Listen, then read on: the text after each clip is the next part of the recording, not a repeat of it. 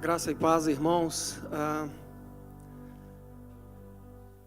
Nas nossas quartas-feiras, na nossa academia bíblica, nós temos falado a respeito de Jesus e, como você deve lembrar, na semana passada, o presbítero Sherman, ele falou sobre Jesus, aquele que esmagou a cabeça da serpente. E hoje nós vamos falar sobre Jesus, o Filho de Deus, o Cordeiro de Deus, que tira o pecado do mundo. E eu gostaria que você abrisse a sua Bíblia em João, no capítulo 1, verso 29 de João. Amém? Diz assim a palavra de Deus: No dia seguinte, João viu Jesus vindo na direção dele e disse: Aí está o Cordeiro de Deus, que tira o pecado do mundo. Amém? Algum momento antes de João dizer isso que nós acabamos de ler, os líderes judeus, eles haviam enviado sacerdotes a Jerusalém na intenção de perguntar a João, ao próprio João, quem era ele. Eles começaram a indagar, a fazer perguntas, perguntaram a João: quem é você? Você é o Messias? Você é Elias? Quem é você? E João, ele responde assim: eu sou a voz do que clama no deserto. Ele usa as palavras do profeta Isaías. Essa versão que eu tenho aqui diz assim: eu sou aquele que grita assim no deserto. Preparem o caminho para o Senhor passar.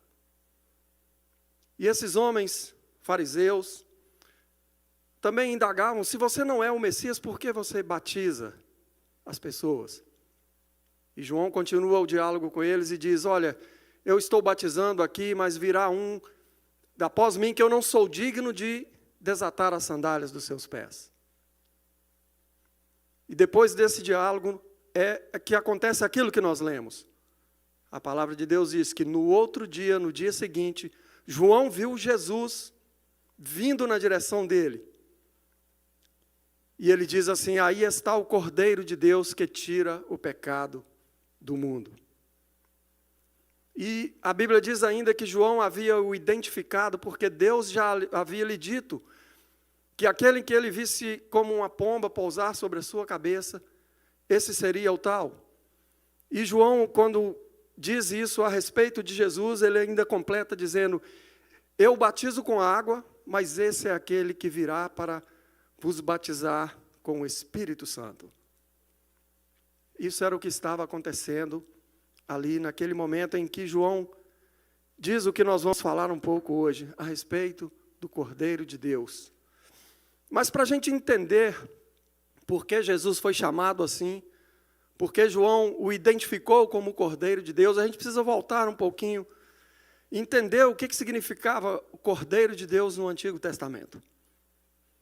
Nós sabemos que a Bíblia diz em Romanos 6:23 que todos nós pecamos. O salário do pecado é a morte, diz a Bíblia em Romanos 6:23. E nós sabemos como tudo começou. Deus, no capítulo 2 de Gênesis, ele dá uma ordem ao casal que ele colocou ali no jardim do Éden. E ele diz assim: olha, de toda árvore do jardim comerás livremente, mas da árvore do conhecimento do bem e do mal não comerás, porque no dia que dela comeres, certamente morrerá. Essa foi a ordem que Deus deu ali. Mas nós todos conhecemos bem o que aconteceu. O homem desobedeceu, e por ter pecado, desobedecido ao Senhor, ele foi condenado à morte, porque esse era o preço a ser pago. O salário do pecado é a morte. E foi totalmente separado de Deus. Mas, porém, Deus, na sua infinita misericórdia, lá no passado, ele estabeleceu que os arrependidos levassem um cordeiro como oferta para a remissão dos seus pecados.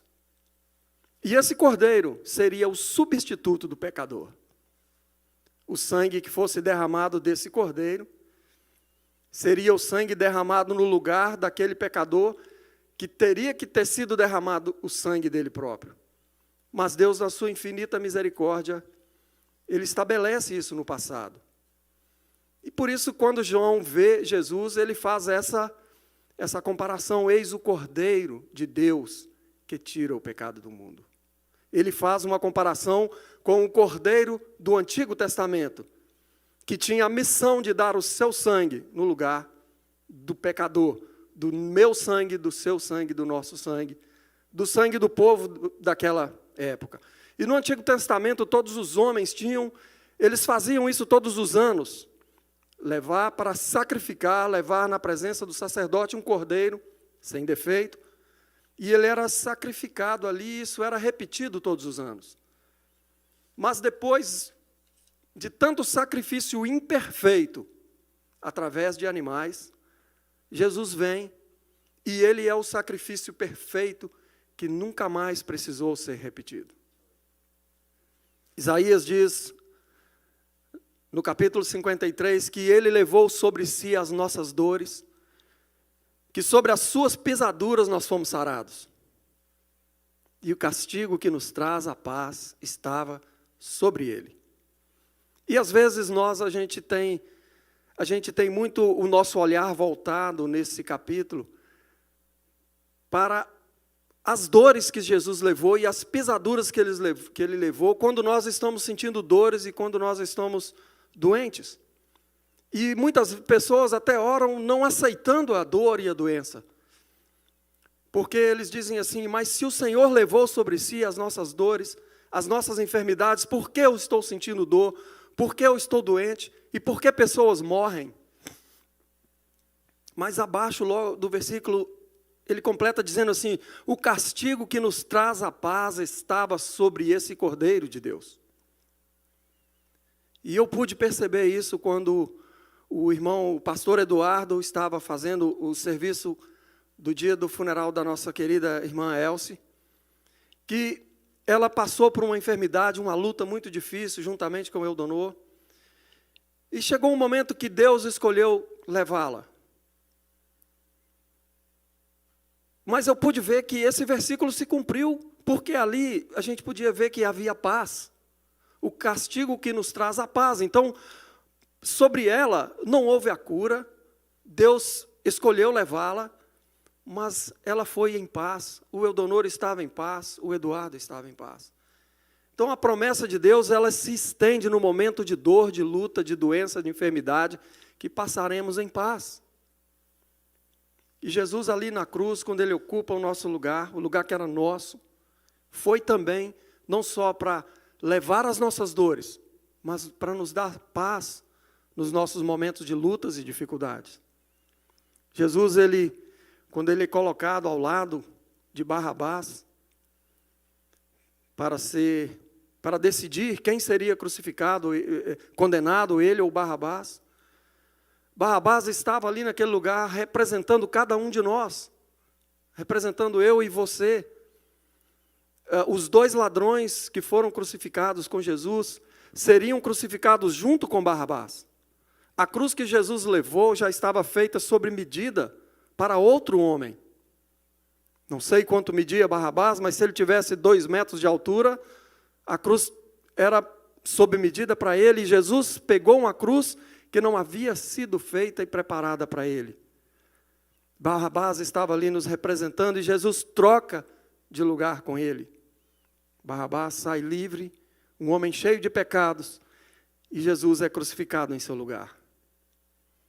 A Bíblia nos conta uma história também, lá no Antigo Testamento, que na noite em que morreu todo o primogênito do Egito, o Senhor dá uma ordem ao povo naquela noite: matem um cordeiro sem defeito e passe o sangue do cordeiro no umbral das portas das casas onde vocês estiverem. Êxodo capítulo 12, verso 21.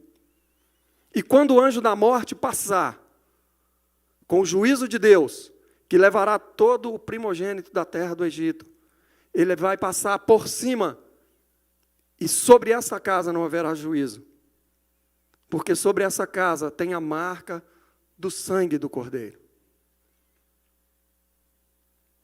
E essa foi a Páscoa, a primeira Páscoa dos judeus. No inglês até faz um pouco mais de sentido, né? Passover, que é passar por cima, onde o anjo de Deus que traria o juízo sobre aquele primogênito não matou quem estava nessa casa, onde Deus havia dado a ordem: passem o sangue desse cordeiro nos umbrais das portas. Todos nós pecamos, é a Bíblia que diz. Todos estamos destituídos da glória de Deus por causa do pecado. Nenhum homem tem condição de se limpar por si próprio, do seu próprio pecado. Não há nada que eu ou você possa fazer para nos purificar, nem nos perdoar do nosso próprio pecado.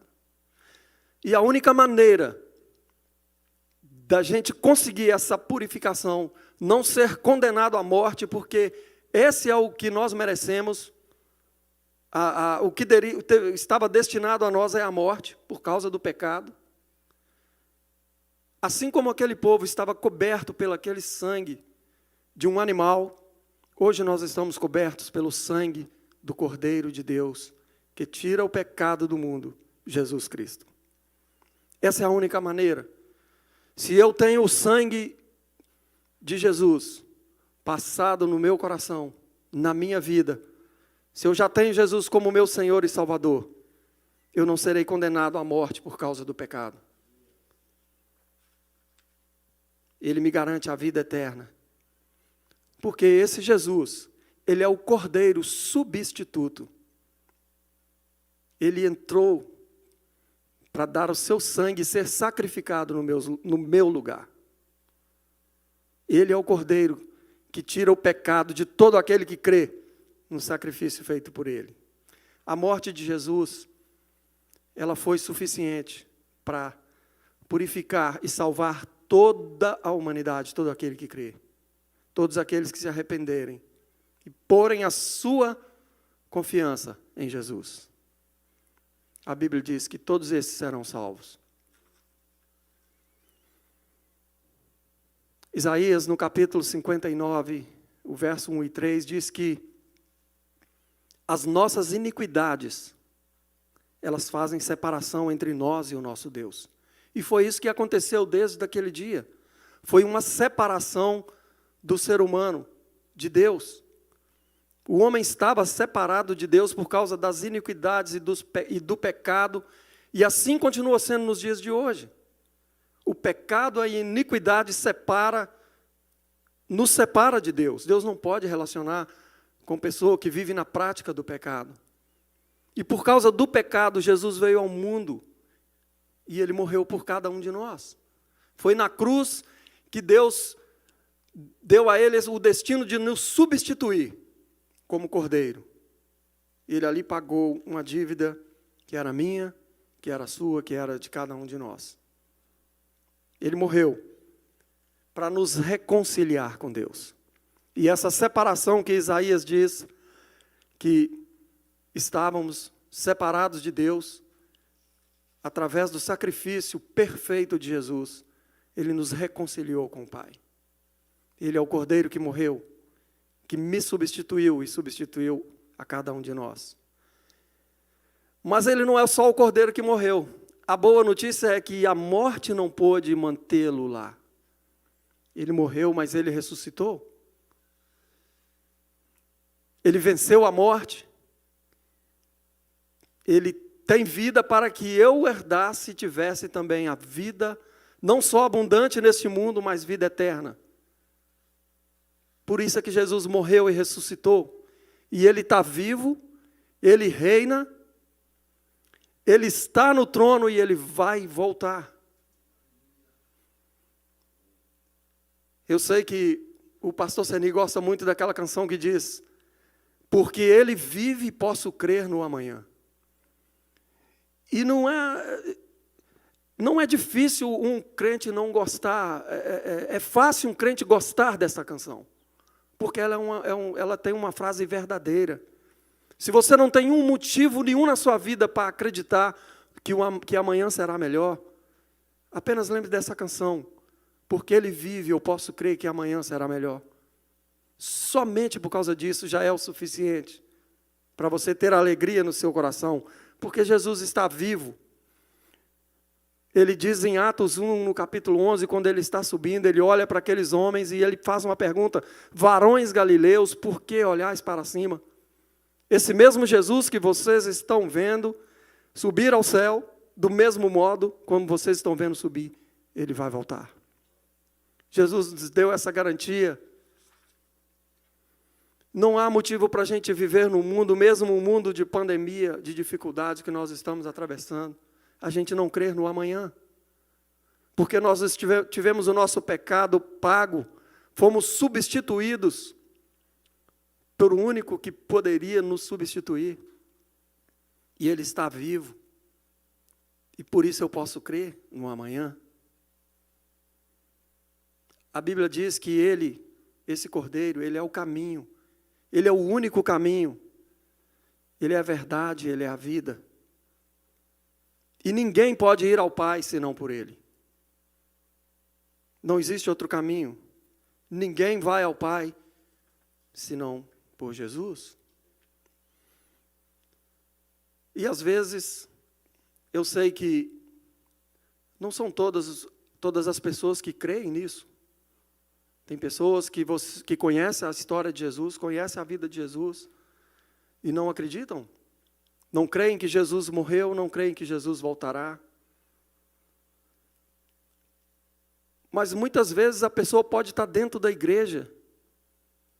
E se você perguntar, você está aqui há tantos anos congregando, cantando, louvando, adorando, mas você realmente crê que Jesus passou por todas essas coisas, que Ele te substituiu, morreu no teu lugar e Ele vai voltar para buscar todo aquele que crê?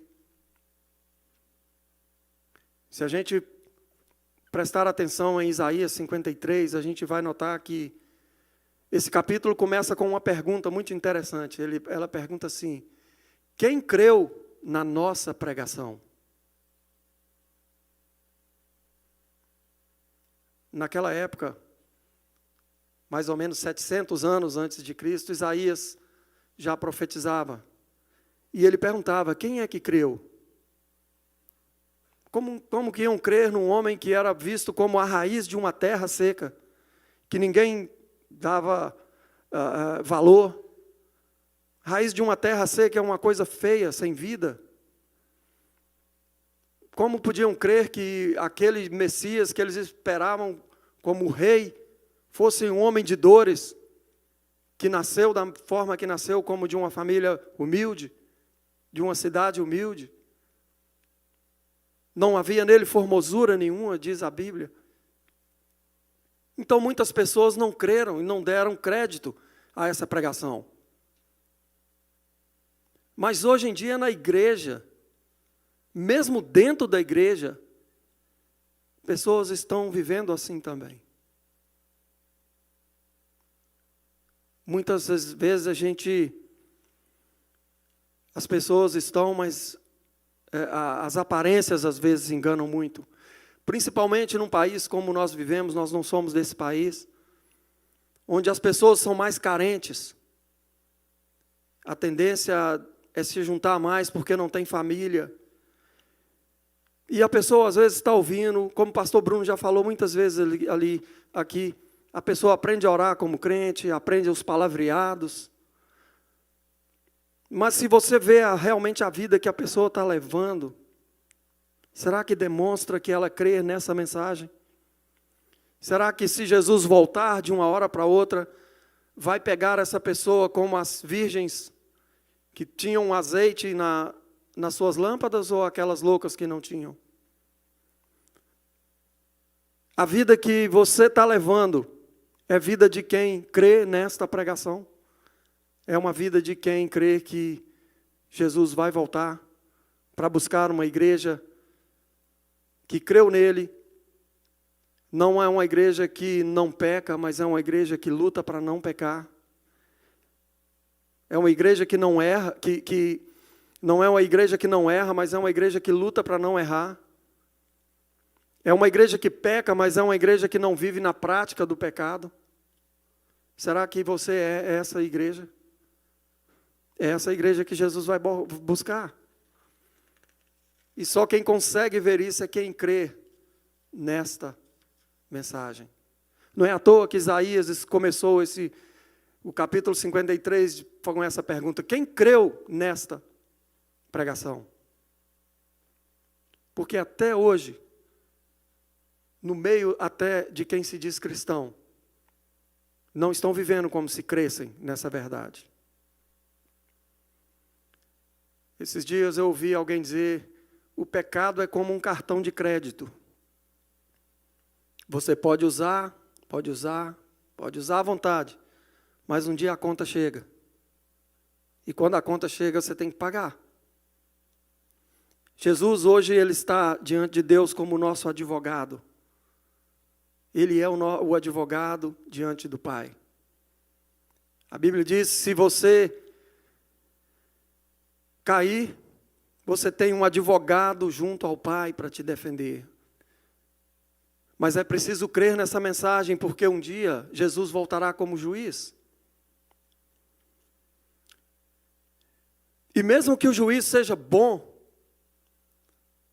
quando um juiz está julgando alguém nos tribunais humanos, quem condena a pessoa não é o juiz. Porque talvez o juiz é tão bom que no coração dele ele quer absolver a pessoa. Mas quem condena a pessoa é o Código Penal. O juiz não pode ir contra o que está escrito no Código Penal. Então ele olhando para alguém, ele quer absolver, mas o Código Penal diz que aquilo que aquela pessoa fez, ele deve tomar 30 anos de cadeia. Então o juiz não pode ir contra o Código Penal, mesmo que ele tenha um coração bom, com vontade de libertar o preso. Jesus será esse juiz. Ele vai nos condenar porque existe. Nos condenar não, ele vai condenar quem não confiar nesta palavra, na sua mensagem. Aquele que ele vier como juiz e aquele que for condenado, ele vai condenar com dor no coração, com vontade de não condenar. Mas o Código Penal, que é a Bíblia, está escrito a conduta nossa como teria que ser. E não entrará no céu, senão aqueles que realmente têm o Senhor Jesus como seu Senhor e Salvador. É aquele que creu na mensagem, é aquele que luta contra o pecado todos os dias, é aquele que realmente entregou o seu coração ao Jesus. Deus, ele enviou, a Bíblia diz que o seu único filho foi enviado a este mundo, para todo aquele que nele crê não pereça, mas tenha a vida eterna. E para terminar, uma última pergunta. Se alguém perguntar para você assim: você sabe por que Jesus morreu e ressuscitou? Se perguntar para qualquer um de nós, com certeza a gente vai responder: Jesus morreu e ressuscitou para o perdão dos meus pecados, morreu no meu lugar, para que eu tivesse a vida eterna, para que eu tivesse vida em abundância, para que eu fosse liberto. Muitas coisas podemos dizer. Mas se a gente for ali em Romanos, no capítulo 14, versos 9, a Bíblia nos responde assim: olha, por este motivo Jesus morreu e ressuscitou, para ser Senhor dos mortos e dos vivos. E esse é um dos grandes problemas dentro da igreja. A pessoa tem Jesus como seu Salvador, mas ela não quer tê-lo como seu Senhor. Porque a gente nós mesmos erramos em falar muito. Jesus morreu para nos salvar, mas Romanos diz que por este motivo Jesus morreu e ressuscitou, para ser Senhor dos mortos e dos vivos.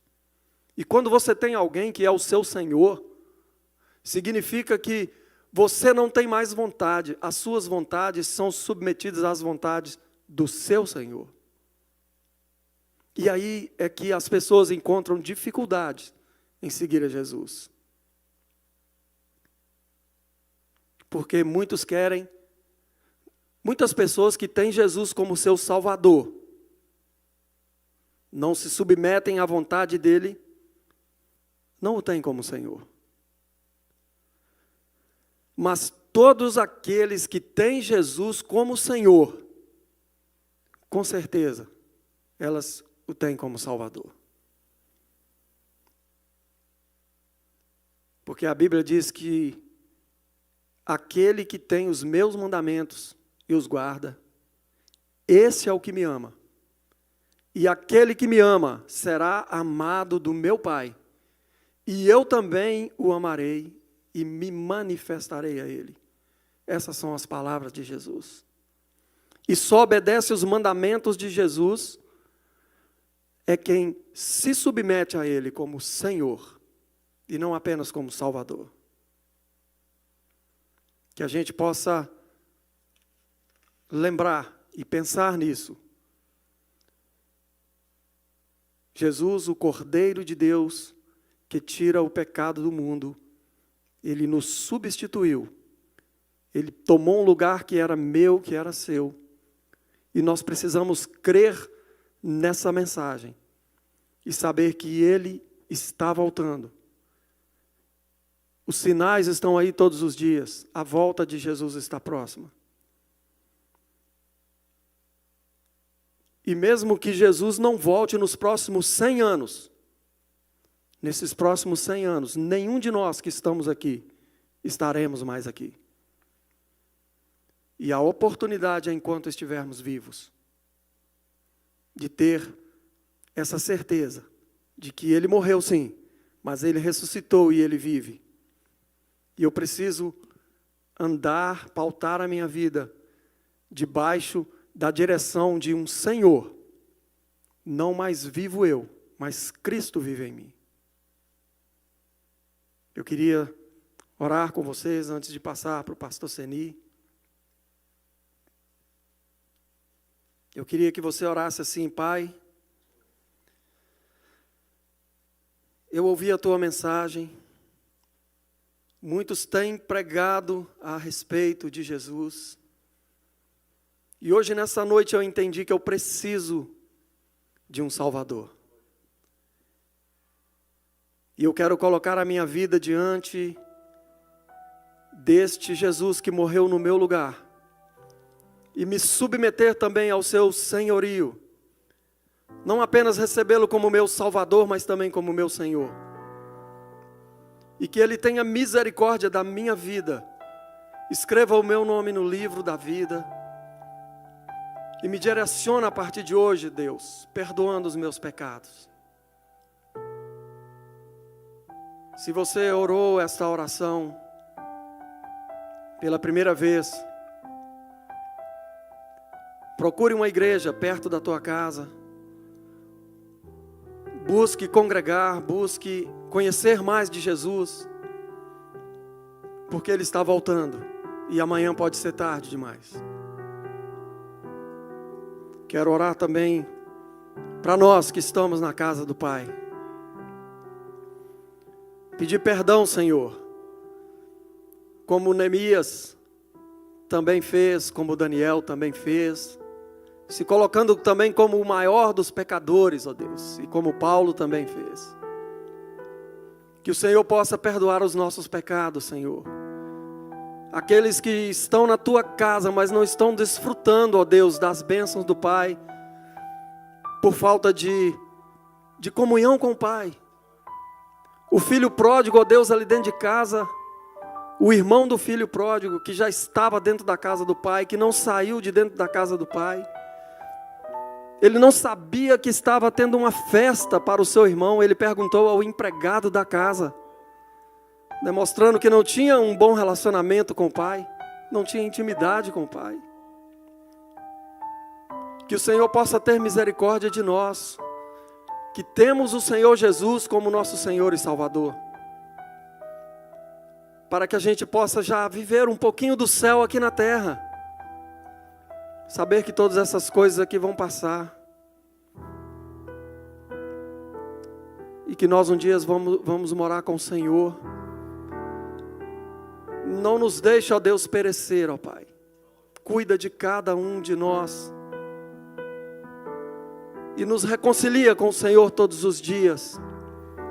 Para que a gente possa, ó Deus, manter a nossa comunhão. De falar com o Senhor. De orar ao Senhor. De ler a Tua palavra para ouvir o Senhor falar conosco. No nome de Jesus. Que Deus possa nos abençoar. Hoje e todo sempre até a Tua volta, Senhor. Em nome de Jesus. Amém.